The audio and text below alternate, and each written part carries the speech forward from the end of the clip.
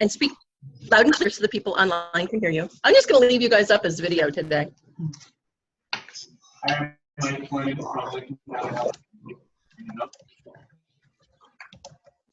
Yes. So Mike is Kathy Cole's right-hand man, doing Let's Go and all kinds of other community outreach and education. And he has a shiny new Master's of Public Health. So let me drop my little video thing down here. So we've been through our assessment phase. Mike, we've talked about data. I think that you weren't able to be here with us last time, but hopefully you got a chance to look at the PowerPoint. Good for you. So that what you know from that is that we've looked at some data that's particular to Lincoln County around what our risk factors are for youth substance abuse. We spent a little bit of time in our capacity phase of our prevention strategy framework, looking at who needs to be at the table, how we can create the ability for people to participate. I think we're learning lots about how to do webinars and so forth. We've been kind of casting our net wide, and now what we'll do is narrow ourselves down, make sure that we've got somebody from each of the 12 sectors of the drug-free communities grant framework. Somebody else has just come in the door. Oh, they're heading upstairs. And so in order to be successful now at this point, what we want to do is we want to start working closely with partners in schools and families and so forth to make sure that what we're doing in terms of primary prevention in the community domain knits together with what needs to happen in terms of both prevention and intervention and treatment and so forth in the other domains of family, school, and individual work and so forth. I think some of the learning for Lincoln County has been that there are these different domains and there are these different ways of doing prevention. I think a lot of people, when we say substance abuse prevention, think about interventions and treatment. So I'm having trouble switching my slide now. I wonder why. Oops. I'm making you video people go away. So environmental strategies, you being from Let's Go, know all about those. So what we're really talking about is policy and environmental change in the areas of law enforcement and policies. We talked a little bit last time around policies and the lack of policies that we have around marijuana for sure. But enforcement of things like the underage drinking laws. And we had a real good turnout for our seller training this past month, working with retailers around enforcement on carding laws and so forth. I think where we're focusing a lot of our attention to begin with will be in public support and public awareness.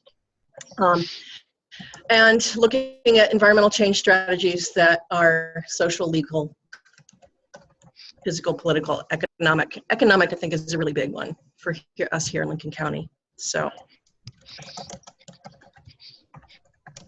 hey, Matt, I'm curious why, I'm not sure why I'm having trouble switching my slides, but I'll get it here. So 4 areas or 4 domains that affect youth decision-making around substance abuse are parental monitoring, access to alcohol and drugs by youth, enforcement or non-enforcement of laws around youth substance abuse, and then the big one for Lincoln County, what our community norms are. So we have a project today, at the end of which we will have the bones of a work plan for the first year of a drug-free communities project. So we will take what we do today and plug it into our grant application, and by summer we'll know whether we're funded or not to do the work plan that we're going to build today. How am I doing, Joe? Am I missing anything yet? You are right on. Good job. Okie dokie. So we're going to walk ourselves through the 4 domains of parental monitoring, access, enforcement, and community norms. We want to really quickly review the risk factors that we looked at last webinar that are specific to Lincoln County.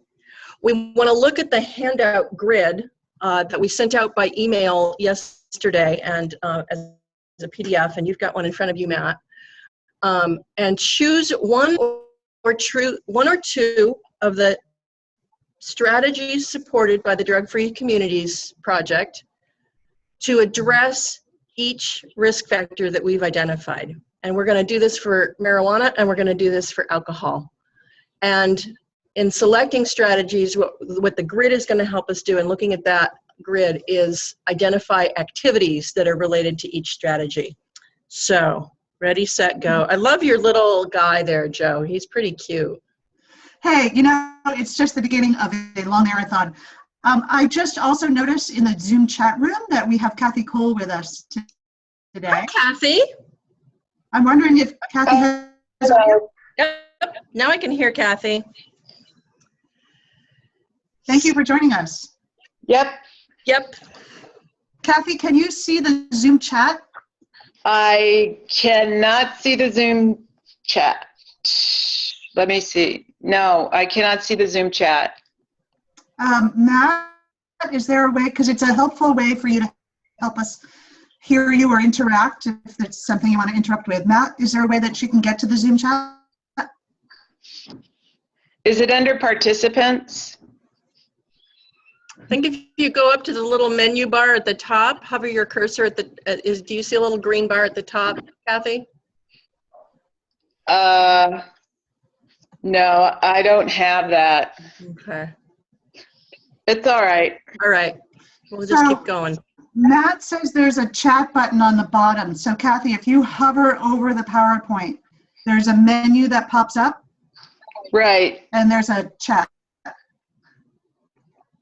I have audio, video, invite, participants, and share. Okay, nope, I'm so sorry. Okay. That's That's okay. all right. We can hear you fine, so it's not a big deal.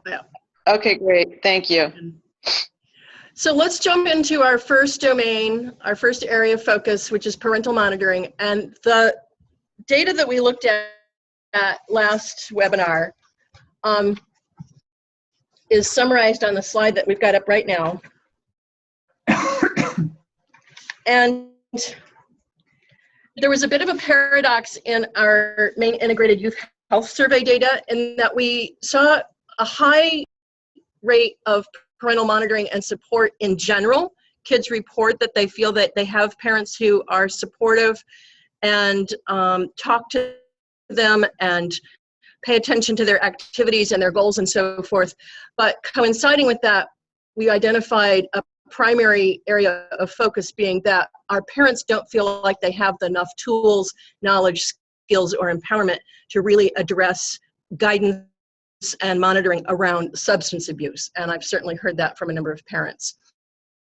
So what we're looking at is that kids don't feel like they will be caught by their parents if they drink alcohol. While there may be clear rules about drug and alcohol use in their families, the consequences may not be consistently enforced. And one of the top things we found in our MEHAF survey was that a lot of times our parents are just not helping their kids make good choices, whether that's for lack of information or other reasons. So task number 1 is to choose from our grid of DFC strategies 1 or 2 strategies and activities related to this area of parental monitoring. And Joe, you have put up on the slide for us some that, out of the 7 possibilities of providing information, enhancing skills, providing support, reducing access and enhancing barriers, changing consequences, doing some environmental change of physical design, or looking at policy. You've put 3 up for us that we think probably speak to this area really well. Correct. Do you want to say more, Joe, about why you've gravitated to these 3 in particular? Yes, sure. So although it's not, we can certainly revisit and change the list if you'd like, but typically at this structure, it sounds as if parents are really good at being involved in their children's lives. What often we find with parents and communities at this stage is they just don't understand how to address substance abuse. or how to do substance abuse prevention. Or even more importantly, oftentimes parents don't feel empowered that whatever they do to help prevent substance use, they're just uncertain whether being strict is going to drive their child away, for instance, that sort of conundrum that parents of teens often have. So either providing them information with best practices and research around the effectiveness of parental monitoring, or enhancing their skills at either networking with other parents can also enforce their feelings of efficacy. And then providing support can also come in the form of doing more community-wide types of campaigns that help parents feel empowered to make those decisions for their kids. So when you look at those three strategies over to the right, the types of activities that fall under each of those strategies, you can see how it would shake out should we choose those strategies. So just amongst the people that are on the call today, we've got the two folks from 21 Reasons. We've got folks here, both of you from Lincoln County Healthcare. Where do we want to go to start with on parental monitoring in terms of strategies and activities? I think we've done a lot of town halls and forums. They're a little difficult to get people to come to, but that doesn't mean that we're limited to those kinds of activities in order to provide information. I think we can get creative about the ways in which we provide information.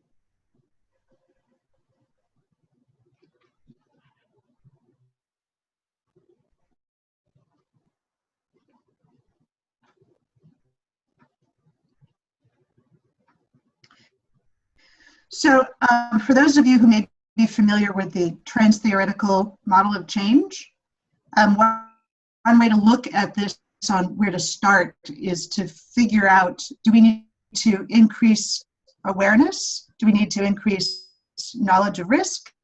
Or do we need to booster parents' behaviors with skills training on what they may need to know in order to make the good decisions for their youth?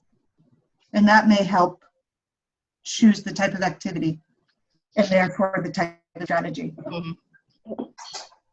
Hey, this is Kathy. You can provide information in lots of different ways, but and there's all kinds of stuff out there, but I think it's probably enhancing skills would be where I would gravitate towards that, because let's give them some practical skills that they can use. That's where I'd be. Yep. So in that regard, perhaps either doing maybe the table talk or parent meetup type of thing, or the skill enhancement through seminars and retreats. I can see doing that kind of thing. I have heard from our SERP parent meetings a lot of desire for parents to network in a ways that they are able to meet not only meet up with other parents, but do so in a setting where they're getting information at the same time, and then able to talk about ways in which they've either tried or could try to apply the information that they're getting. So I think enhancing skills with an informational component, the ability to network, giving them those practical skills that Kathy's talking about. And in the process, then I think that, we match that up with just yet more community awareness, broader information campaigns that begin to get at some of our community norms and so forth.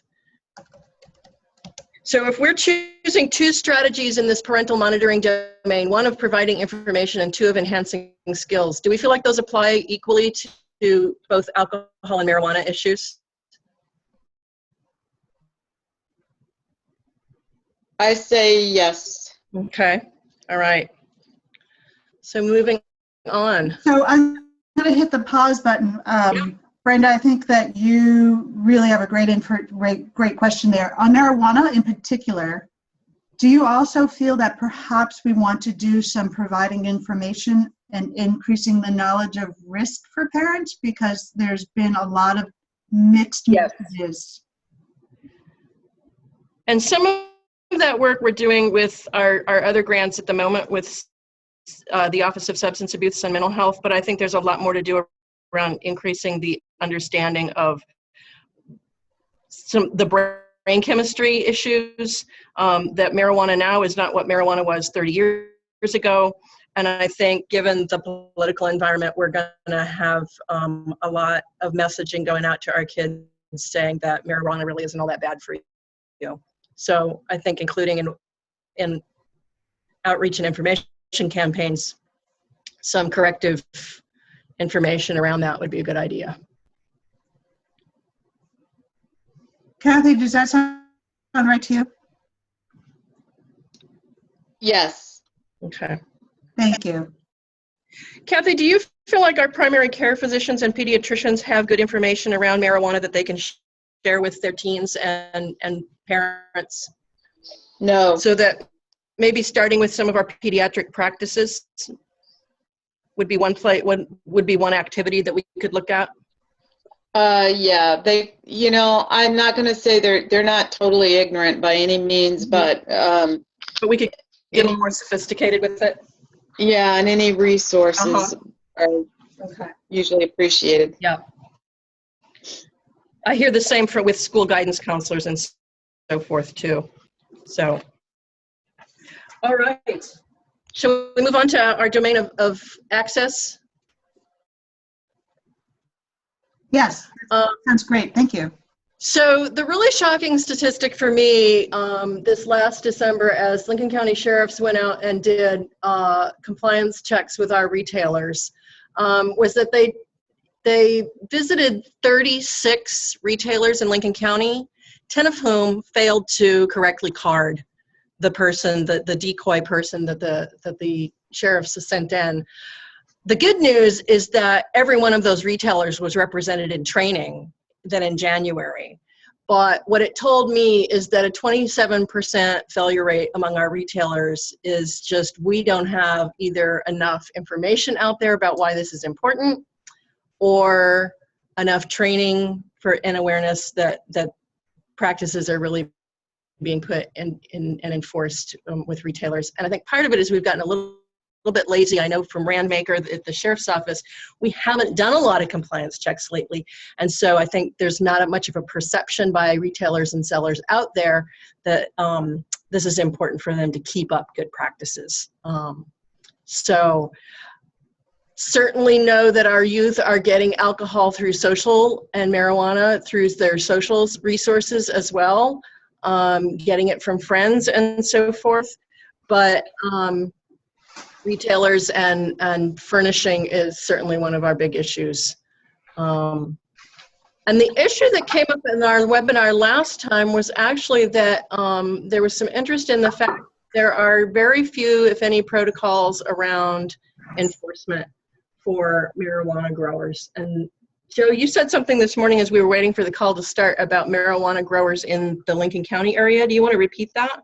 Sure. So about a year, 2 years ago, the coalition of folks who are marijuana growers and caregivers, they operate under different rules than dispensaries. Dispensaries are actually monitored and have compliance checks protocols, and in order to have a dispensary license, you have to agree to a certain number of inspections. Those types of regulations do not exist for caregivers and growers. And they can have, I think they can grow for up to 6 different people, including themselves or in addition to themselves. And their regulations on their business practices are very lax compared to a dispensary.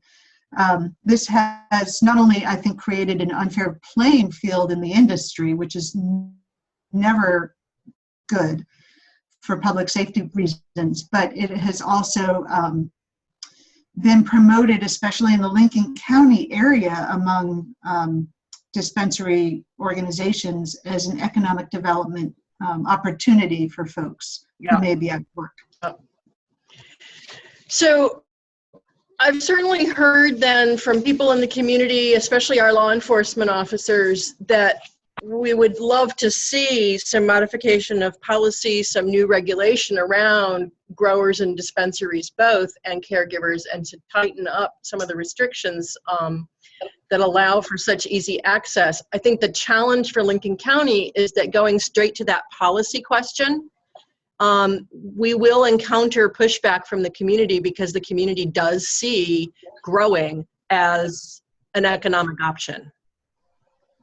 And there's pretty big social acceptance that marijuana is socially acceptable, and that if kids are smoking or using pot, it's just teenage behavior to be expected.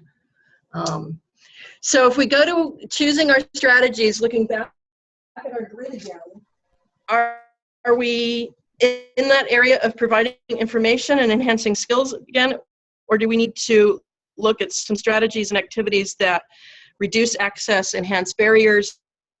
Do we want to look at policy questions? Or do we need to look at some of our environmental issues around just the geography of Lincoln County and how easy it is to get to alcohol and marijuana? Why don't we start with marijuana on this one? Sure. So again, looking back at the trans-theoretical model of change of where you are and whether there's an awareness of a risk or vague awareness, or whether there's some readiness to make those behavior changes. Because of what you said in your community about a lack of awareness of risk for diversion from growers and dispensaries, we may want to start with providing some information. Mm-hmm. Kathy, do you have thoughts about what are some good activities that we can engage in to do this kind of basic community information? We've kind of done the town halls and forums a lot, and there's been a lot of discussion around how hard it is to get people out to that kind of thing. Well, on this type of thing, it's almost like you're doing public service announcements, Mm-hmm. and Mm-hmm. you're doing more of an awareness campaign. Yep. And you're not. Campaign. Yeah, I wouldn't have meetings. I agree. I don't think those are impactful, but you could do some media campaigns and get those out in targeted areas. Yeah. And one of the activities that's listed on our grid is also just increasing awareness of risk by using our main integrated youth health survey data. And I don't think that the amount of use and kids' attitudes about marijuana is, do you think it's widely known in the county or no? No. No. I know that one of the local churches in Waldoboro, when the most recent MIHAS data came out, was really shocked to see what the use rates were in Waldoboro, and kind of matched that up with the high dropout rates of our middle and high school kids, mostly our high school kids, and said, we as a faith-based community, faith-based group in this community needs to step up and do something. But I've talked to those folks enough to know that they also don't feel like they have the skills. They started to run some support groups and quickly got in over their heads. Well, then, if you're going to engage other people in sharing the message, then, you'll want to do train the trainer type thing. Mm-hmm. Mm-hmm. So maybe doing some of the providing support and train the trainer stuff. Or what about enhancing skills? Yep. Skill enhancement trainings would be your activities? Yep. And those, I think, we do get people out to. When we've run the series, Is My Kid High, we had great turnout for those. We had probably 20 people in a classroom. Wow. And a pretty good range. And the question that we got asked is the biggest follow-up question was, now that I can recognize the signs and symptoms of when a kid may be using, what do I do? So I think to be able to design some things that are, and find some best, Are there other areas on here where things jumped out, where you're like, oh, we could definitely do this work, like the policy work or the barriers? I mean, was there anything immediate that will have an immediate impact or more staying power? That's a very good question, Kathy. Under modifying, changing. I feel like one of the big. Oops. Oh. I think we're back. I see you. You're moving. I think you still need to share screen again, though. Yeah, to share screen. Kathy, are you? I'm here, but I can't. Oh, sorry. It's all right. I'm here, but I just can't see you or the screen. Oh. So Kathy, you asked a good question. I'm just going to barrel on while Brenda does tech support. So one of the, I think, lasting things that we can look at under modified change policies is the last bullet under those activities.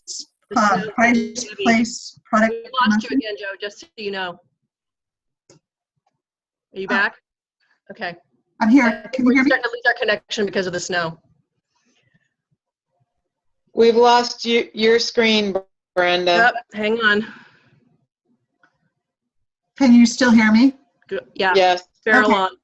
So one of the lasting things that you can do under modifying changing policies is look at things like price, place, product, and promotion restrictions, so that, and that would apply to all marijuana marketing. One of the things that most communities are beginning to become concerned about as legalization moves forward is the presence of big marijuana and the targeting of marketing. So to put those types of policies in place before it's an issue is much more effective. All right, that's why I asked the question is, you know, what can we do that has greater impact? And that sounds like a good, that sounds like a good place to spend some time, is in the prevention end instead of the reactionary end of things. Mm-hmm. One of the things I hear about access a lot too on marijuana is the ease with which kids are able to get the dispensary green card. And so we've even got youth saying, oh, well, it's okay for me to use because I've got the card.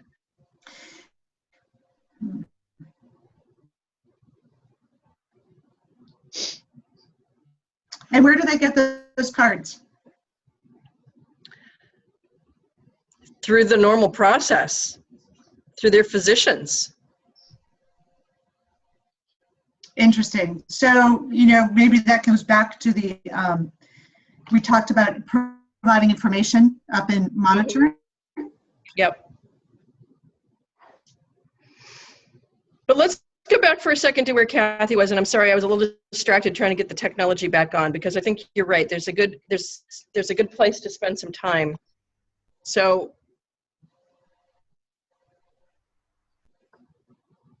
for our task today of just choosing strategies and activities, where are we with marijuana and alcohol in terms of access? Where do we want to go? So we're choosing 1 to 2 of these. Is that what you're saying? Well, it sounds like Joe was saying the policy work, upfront work. That sounds like a key thing. Okay.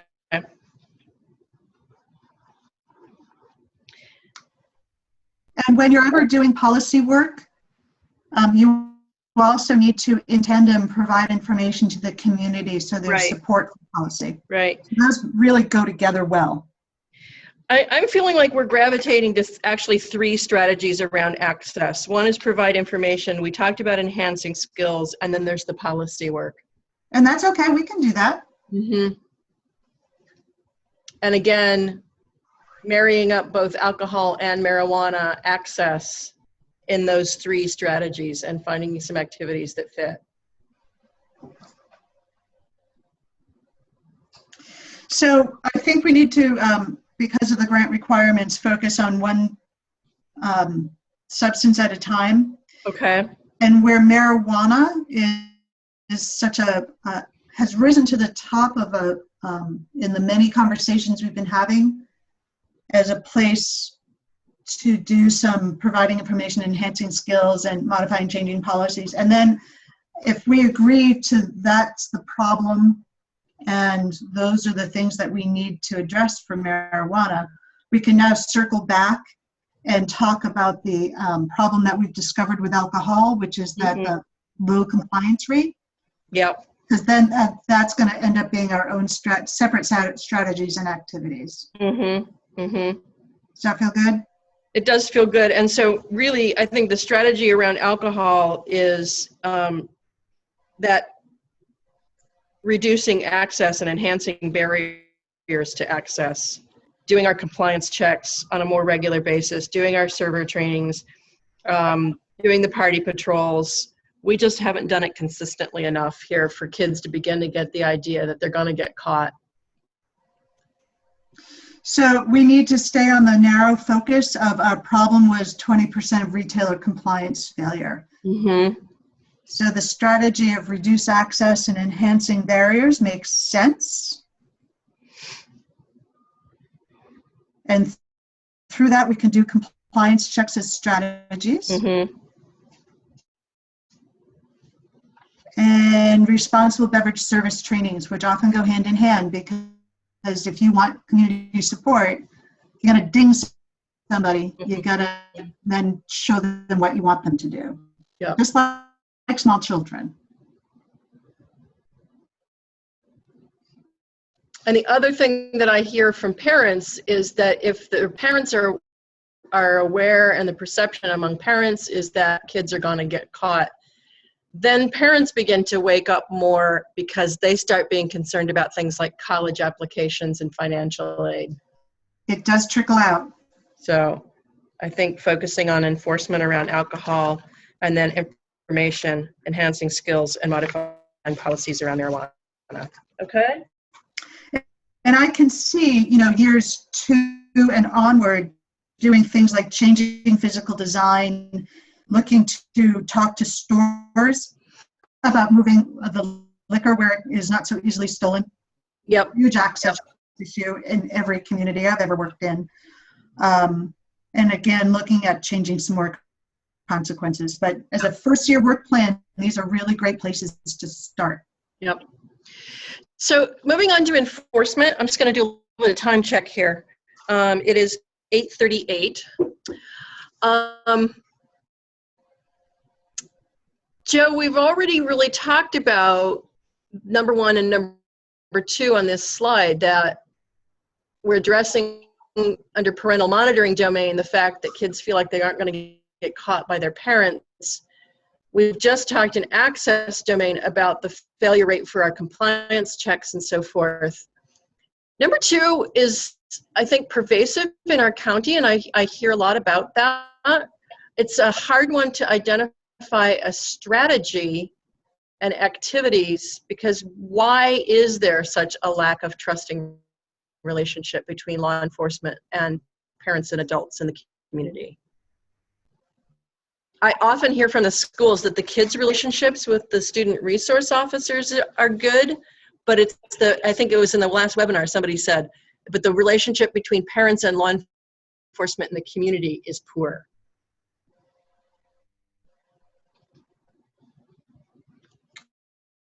So I hear you. What that really means is that you need to do more assessment, or you can even, like, all right, so you've gone back here, given the parameters that we've been given, and I'm trying to figure out how we can choose a strategy and the type of activities that fit within the parameters of this grant. Yeah. I think it's actually okay to say somewhere that you need to do some more digging.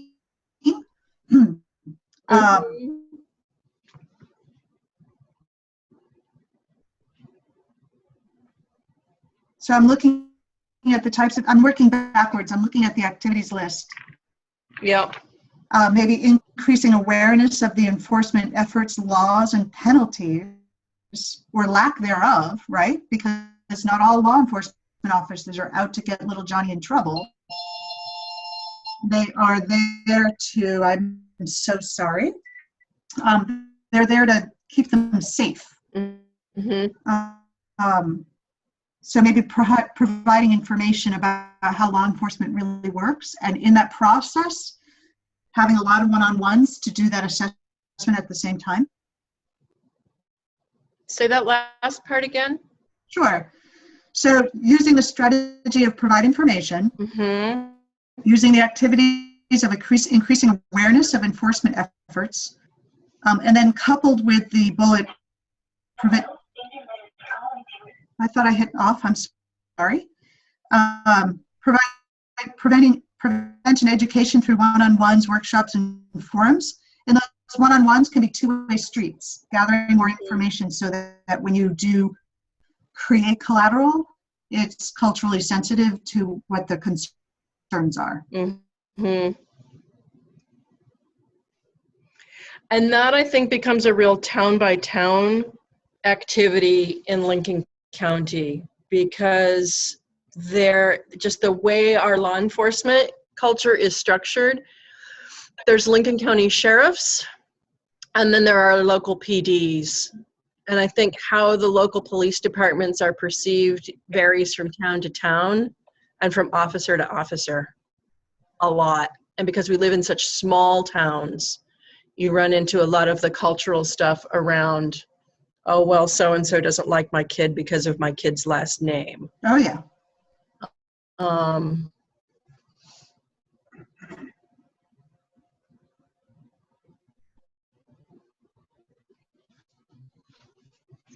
So promoting more of public awareness of how and why law enforcement are doing the enforcement efforts that they are. Is that what I'm hearing you say? Yes. So the catch here is then, as I'm writing this, one of the requirements, so this problem statement of lack of trusting relationships, I have to turn into an objective, a measurable. Yeah.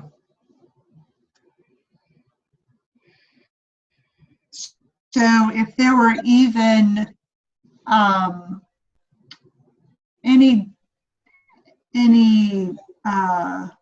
data from one-on-ones or forums that would be repeated, I'm looking at this now as an evaluator.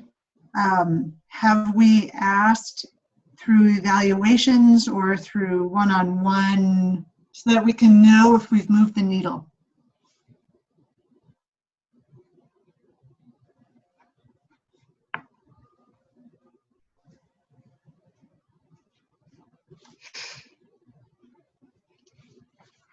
It's a tough one.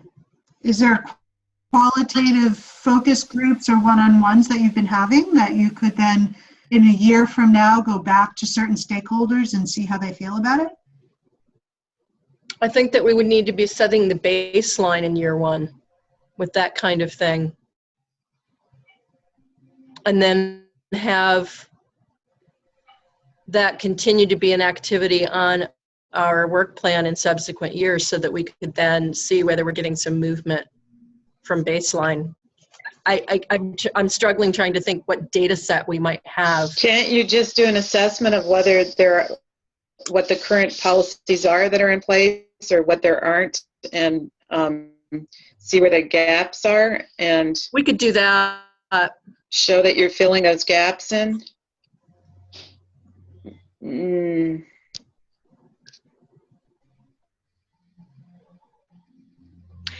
Okay, so I'm looking at the strategy of modify and change policies, and we could do a survey to look at what the current law enforcement procedures and practices are.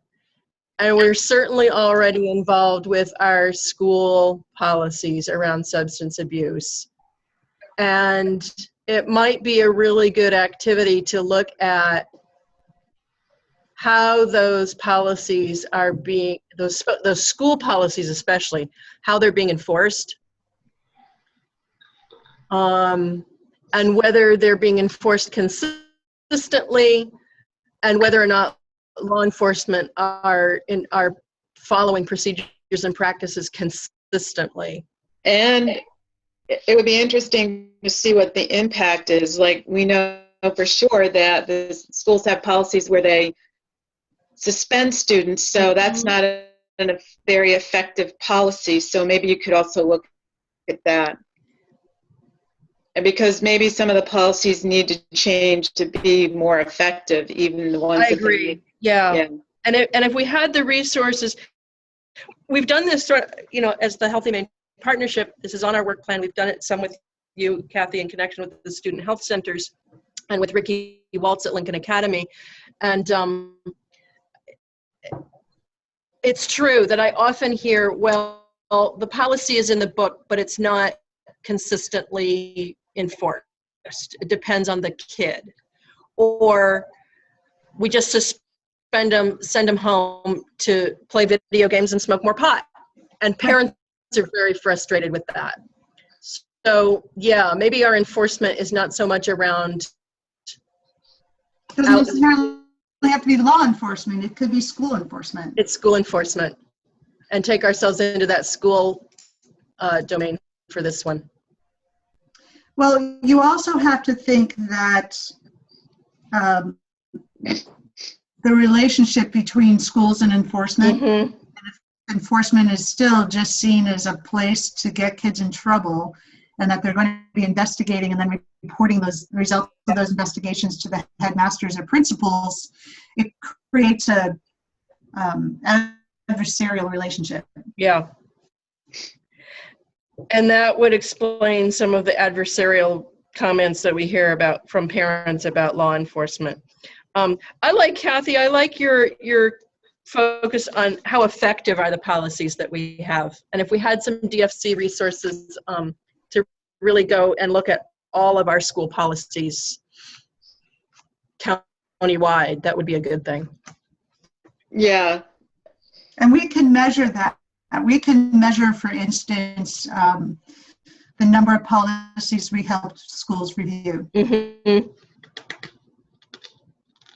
And perhaps, how many moved from sort of a punitive policy to a more constructive community and, getting kids information, education, and community engagement, as opposed to just punitive. Yeah, because things like if instead of suspending, they were needed to attend the CERP program or something. Mm-hmm. They had to do communities. I don't know, something more effective than party time. So actually, what I'm seeing on our grid then is modify and change policies, but also changing consequences. So things like requiring kids to go to CERP, having to do some form of education and engagement as opposed to just paying a fine or suspension. Right. I think some of those things are naturally tied together. Mm-hmm. Usually you do have some kind of consequences or something in some of your policy work that you do. So I think some of those are just going to be natural connections. Right. So Joe, in terms of our activity for today, choosing our 1 to 2 strategies, if we're changing consequences and we're looking at policies, are we doing this for both marijuana and alcohol? I think we are if we're focusing on schools. Yes. Okay. And then really our problem statement of the number of alcohol retailers who are failing compliance checks is not so much in our enforcement area here, it's in our access area, but we're still addressing it. Correct. And then the problem here is really the percentage of schools that have policies that don't reflect best practices. Mm-hmm. Mm-hmm. Okay. I need to move my little video screen here again. I keep moving it and it keeps jumping back. I'm impressed how we did that. That was really nice.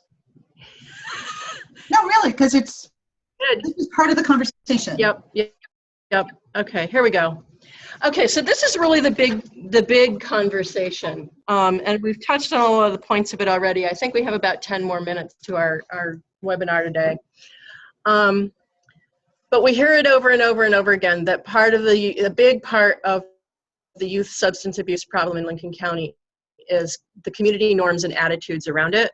Really tough to get at issues like poverty.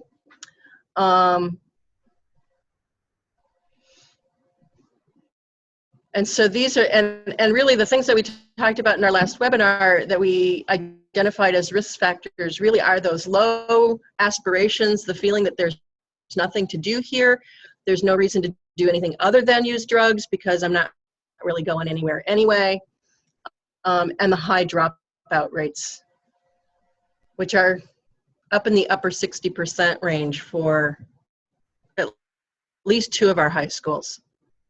Which are, when you compare to other districts in Maine, is incredibly high. Yeah. Seriously, we have up to 60% dropout rate? Oh, I'm Some of your schools have a 60% dropout rate, not countywide, but certainly in pockets, and it's scary. No, because they're Wow. I'm sorry. I'm misstating that statistic. The graduation rate is in the 60% range. Okay. All right. Sorry. Oh, I'm sorry, I didn't catch that. Yeah. I'm like, Yeah. oh my gosh. But you know, a 69% graduation rate from at least one of our high schools that I know of means that we've got a third of the kids dropping out. Right, that's too high. It's way too high. And Yeah. Joe's right, that's phenomenally high compared to state rates. So, I'm going to skip to our strategies. Actually, do you want to elaborate, Robin, on any of the data that you have been combing through? Go ahead, Joe. Kathy, was that a question from you? Nope. Okay, so if we could just take a moment here and look at these risk factors for community norms. We need to figure out which of these to address.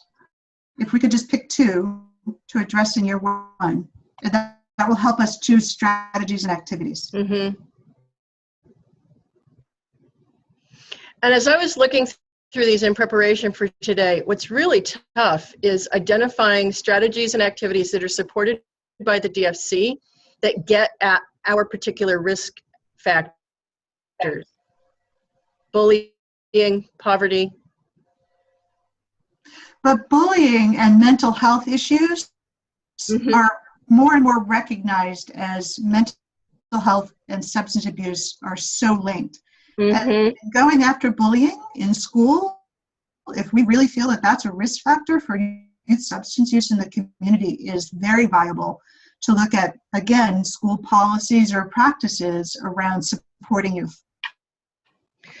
I'm wondering if, I think that that's one way of looking at it would be to zero in on bullying specifically, but we might want to broaden back out to what you just said, and that is mental health issues in general. As a public health district, we've been focusing a lot on ACEs, adverse childhood events, and I think there's reason to think that there's a lot of mental health issues amongst our youth that are being self-medicated and due to a higher incidence of ACEs. And it's sort of that generational poverty, generational domestic violence, generational hunger, all of the insecurity and stresses that a lot of our kids are living with are the reasons that underlie in part at least why they're using. Would you agree with that, Kathy? Yeah, I agree. The other thing, and when you're looking at this, is we already have a strong school connection, and there's social workers within the primary provider practices. So you already have the beginning of a good network that you could do additional work with to strengthen Mm-hmm. And so to me, addressing some of those mental health issues that lead to substance abuse and drinking might be a good place to go. So if we were to do some activities, I agree with what you're saying about, we've got a pretty good network. We've got the social workers and the practices. We've got involved social workers and guidance counselors interested already in this DFC project. Lisa Henry's very interested. Folks at, the student life people over at Lincoln Academy are interested. Looking to the school setting and the primary care setting and looking at what we can build for infrastructure in the Lincoln County community for mental health services, which we are always saying we don't have here. Can we choose a strategy of providing support and doing some of that modeling and training and positive youth development, best, skill development and that kind of thing that gets at some of the mental health needs, and then maybe even some screening and referral to treatment. I feel like we're moving into sort of that indicated area of prevention where we're not being as global and talking about environment and policy as we're zeroing in on sort of those indicated high-risk kids.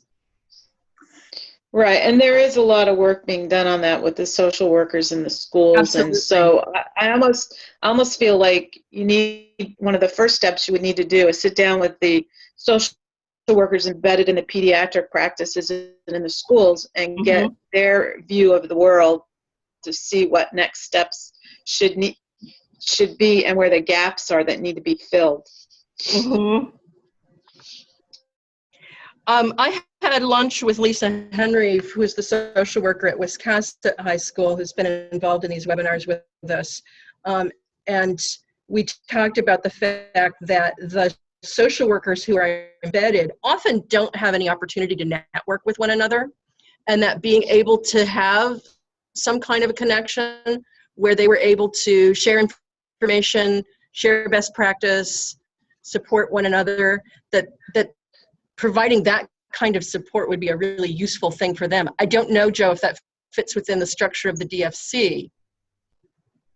I'm thinking, I like it. In Portland and in other communities, have offered up training stipends using DFCs for things like the Positive Youth Development Institute, bringing in speakers school-wide. It can be indicated if you only choose certain schools or certain students whose social workers you're training, but there's a lot of research out there around creating a school environment or even an environment in the community that values understanding the risks kids face. And sort of that anti-bullying movement, the active bystander, those types of things. We just need to be careful in how we frame that so it doesn't become too indicated and becomes a more universal. Well, I like the way you just framed it in terms of creating a more positive school and community environment.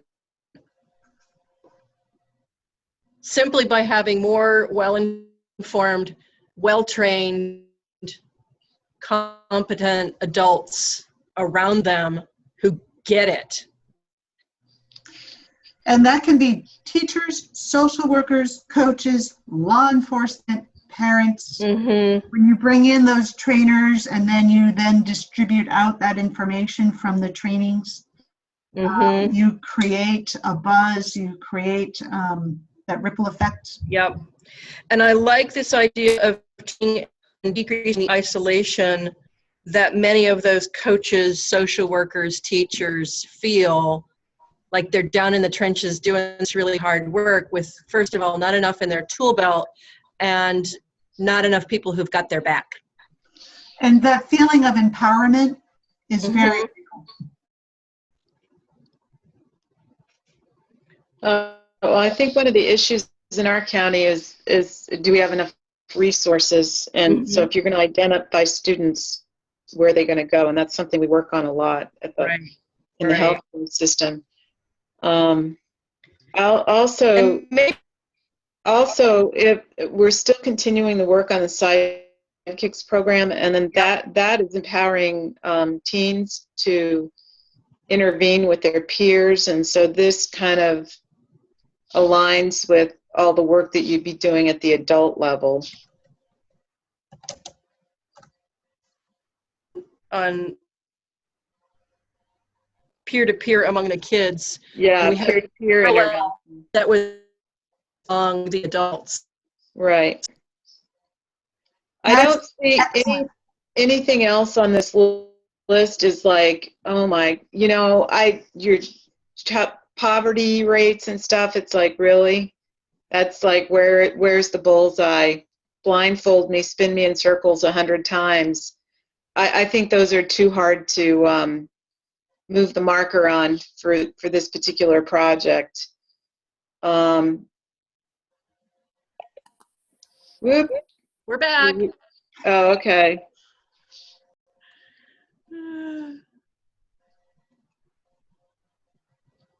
Are we here? We're here. Yeah. Yeah, that's okay. Yeah, I agree, Kathy. We are not going to solve poverty in Lincoln County through a DFC. We're working with other community partners to try to address some of those economic issues in other projects. Right. Economic development is not going to come through DFC. No. I think you could look at how kids are spending their time outside of school. I mean, that's the one you could look at because there's a lot of community partners, Mm-hmm. Like the Y. So that's another possibility. I hate to run, but I have to go because I have to get to another meeting. Thank you so much, Kathy, for your input. Thank you. Have a good day. Yep. I think we're actually at a point where we're about ready to wrap up anyway. Is there something? Great. Is there something in this community norms domain, Joe, that we can begin to address that after-school issue that Kathy just brought up, though? That is tough. That is where a lot of DFCs want to go. And But not it's really not. the nature of DFC strategies. No. Talk about providing services. But you have to look at it as the DFC helps chip around the edges of things that those solid types of activities can't address. Yeah. So when you do positive adult modeling training under that cultural norms piece, you tend to then at least pique the interest of adults who are willing to act as advisors and in their capacity know more about what they're doing. And we have Wiscasset Rec and both our YMCAs very interested in being involved more. The CLC YMCA has been talking very much about growing their influence in the community to sort of serve the role that the Boothbay YMCA has for a long time of being that place in which kids encounter more and more those community values, that community engagement, and that positive adult modeling. Mm-hmm.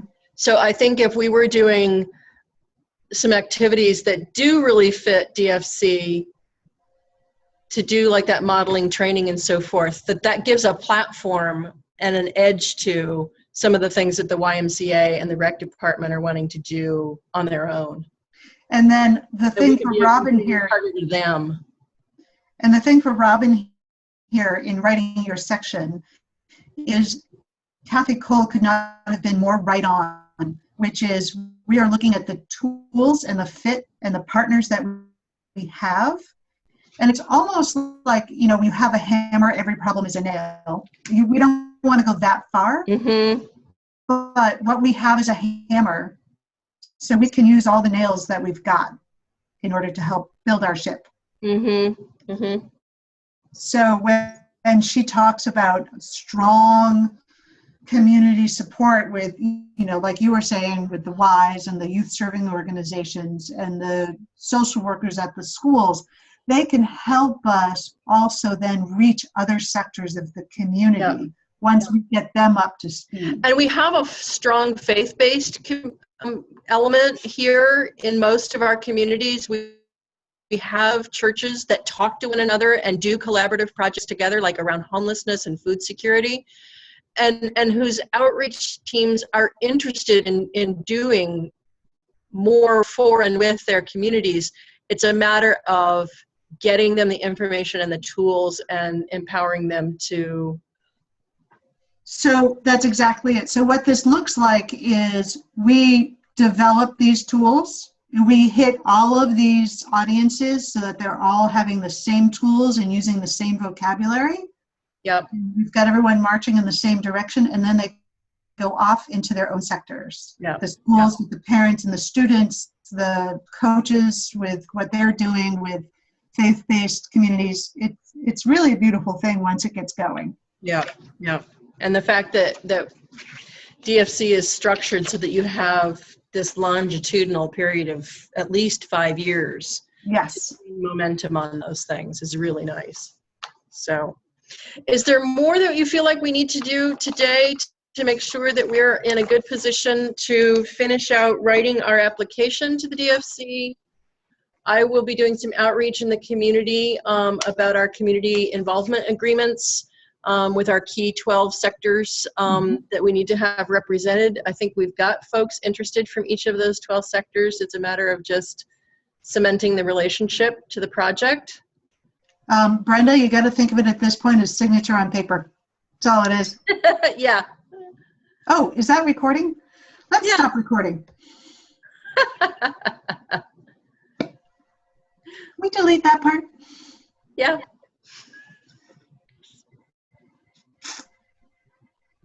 Anything else for today? No, beautiful job. This is exactly the process. Hopefully you'll get some folks to at least look through it so they can